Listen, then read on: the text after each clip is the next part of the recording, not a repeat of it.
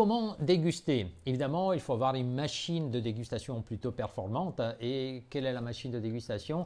Eh ben, c'est notre tête qui a des percepteurs qui sont les yeux, le nez, la bouche. Mais ces percepteurs, qu'est-ce qu'ils font? Ils envoient des informations au centre d'élaboration.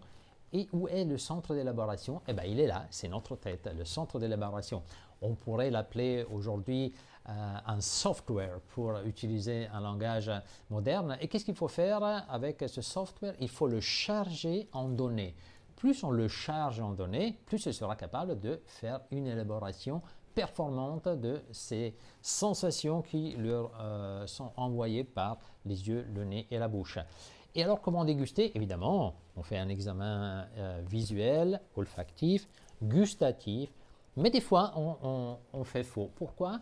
Parce qu'on dédie beaucoup de temps pour regarder la couleur. Là, on est très performant parce que, évidemment, les yeux, on sait bien les utiliser. On les utilise tous les jours. Après, on perd du temps.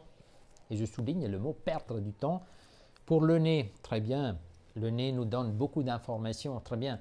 Mais comme de la nourriture, un vin, il faut bien le sentir avec la bouche. Quand on va au restaurant, on est à la maison, on mange avec la bouche, on sent la qualité de la nourriture avec la bouche. Le vin, c'est pareil. Il faut le sentir avec la bouche. Et c'est là qu'il faut dédier notre attention. C'est là la clé de lecture qui nous fera comprendre la qualité d'un vin. Moi, je dirais qu'idéalement, il faut dédier le 10-15% de notre attention en dégustation à ce qui est l'examen visuel, ça va très bien. Ensuite, entre 30 et 35% de notre attention à ce que c'est que l'examen olfactif, mais après au moins le 50%, le plus important, c'est l'examen en bouche. C'est là où on doit sentir l'équilibre entre l'acidité, l'alcool, les tanins. On doit sentir si le vin a été habillé par les extraits, les saveurs qu'il y a dans la bouche et surtout la persistance finale, parce que c'est en évaluant la persistance finale qu'on saura si nous avons dans notre verre un grand vin.